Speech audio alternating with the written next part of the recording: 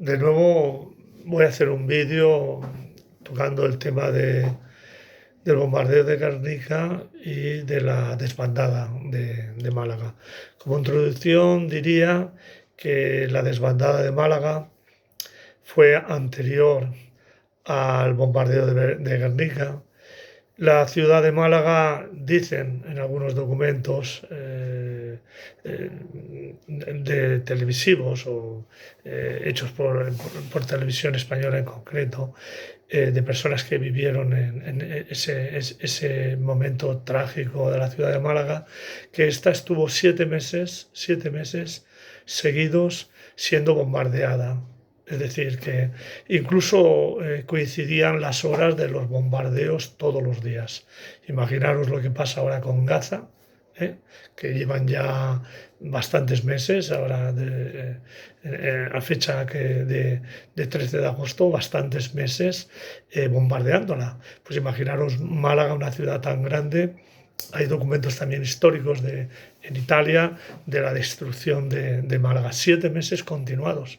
Y además bombardeaban a la misma hora, no sé, es algo demencial. Imaginaros, ¿no? Que sabéis que en el verano, o sea, que sabéis que vais a dormir y sabéis que a las 6, a las 7, a las 8, a las 9 de la mañana van a bombardear, ¿no?, la ciudad.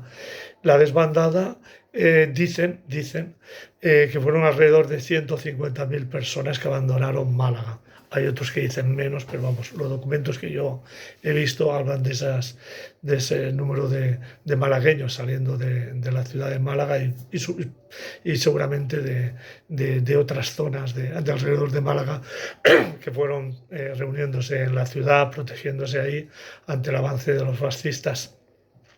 Esa carretera que va desde Málaga hasta Almería, imaginaros, ¿no? 150.000 personas andando, mayores, niños.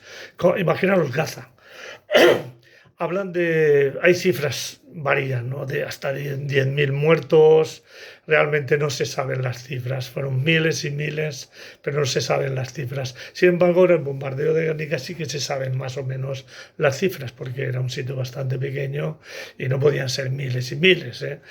Hablan de entre 150 y 300 víctimas mortales por el bombardeo de la aviación alemana Cóndor en Guernica. Bueno, voy a ir a lo que la inteligencia artificial me dice, lo que he estado hablando con ella, ¿no? Dice, todos hemos oído hablar del bombardeo de Guernica, pero casi nadie conoce una tragedia mayor, que es la desbandada. ¿eh?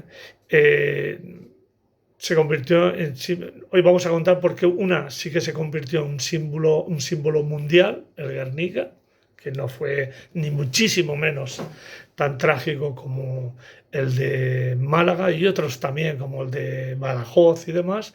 Y sin embargo, lo adelanto, mi punto de vista es el nacionalismo vasco fundamentalmente quien vuelve a utilizar esa tragedia, bueno, porque simbólicamente esa tragedia vuelve a utilizarla como victimismo, ¿no? Es algo reiterativo en el nacionalismo vasco, ¿no? La tragedia se produce el 26 de abril de 1937 en Guernica. La desbandada se produce en febrero. Como he dicho antes, mueren entre 150 a 300 personas. Fue terrible, desde luego, dice la IA. Y fue un acto propagandístico del gobierno vasco. La imagen de Guernica fue inmortalizada por Picasso. Bueno, ese cuadro se lo pidió el gobierno de la República Española para usarlo en la Exposición Internacional de París. No, un previo pago, claro. No creo que lo hiciera gratis Picasso. Picasso era una persona bastante pesetera, bastante. Recuerdo al amigo este del rey que lo conoció, ¿cómo se llamaba?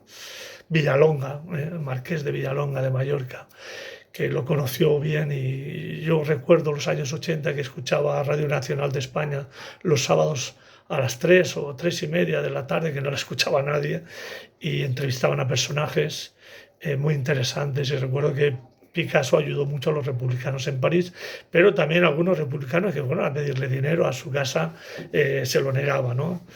Dice Villalonga que tenía un cofre, un baúl pequeñito lleno de billetes de todo el mundo, ¿no? En la misma casa, incluso con quiero recordar que con alguien que fue a pedirle dinero, ayuda que necesitaba, le decía que no tenía un duro. Bueno, era ya millonario, ¿no? Picasso.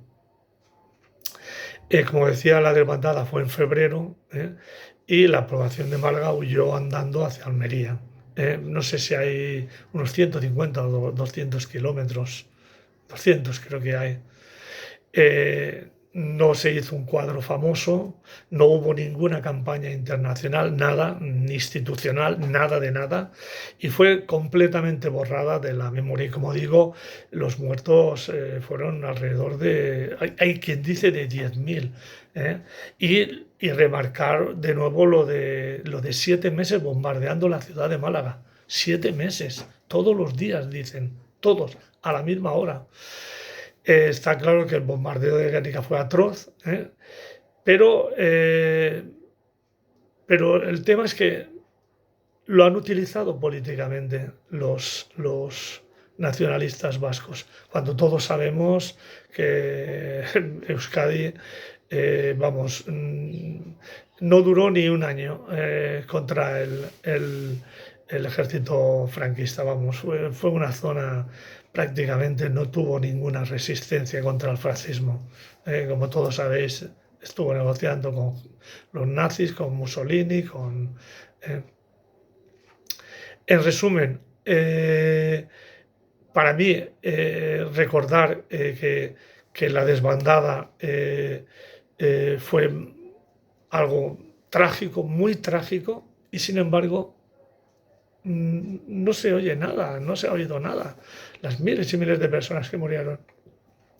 Y del Guernica, pues, vamos, fue la hostia, la hostia, la hostia. Es decir, Guernicas en España hubieron cientos y cientos.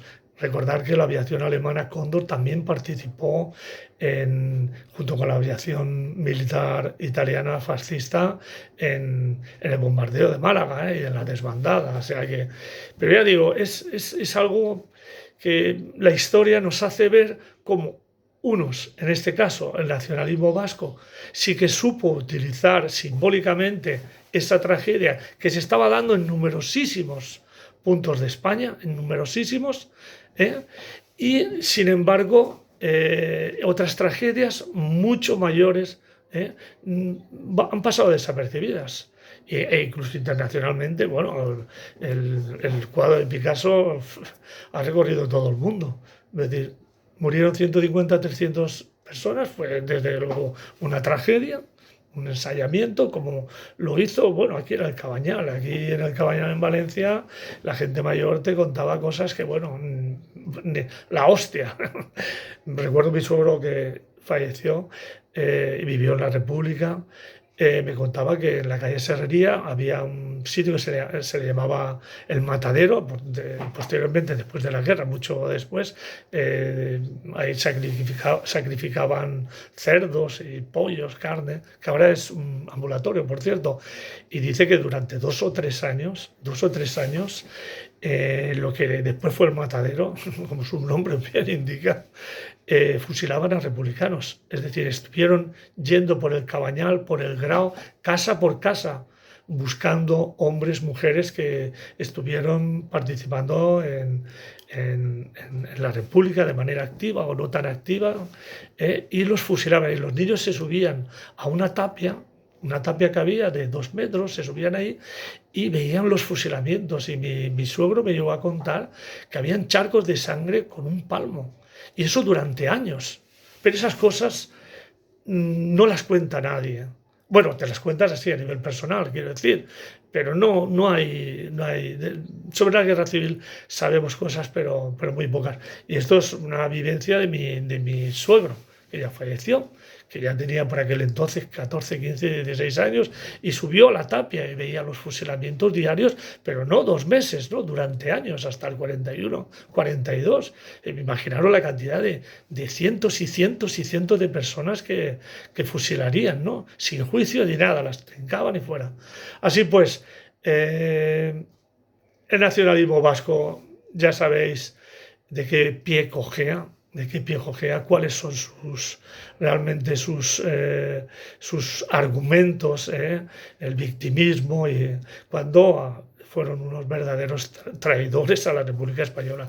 Y eso hay que tenerlo muy claro, sobre todo la gente joven, el papel que ha jugado en este país el nacionalismo vasco.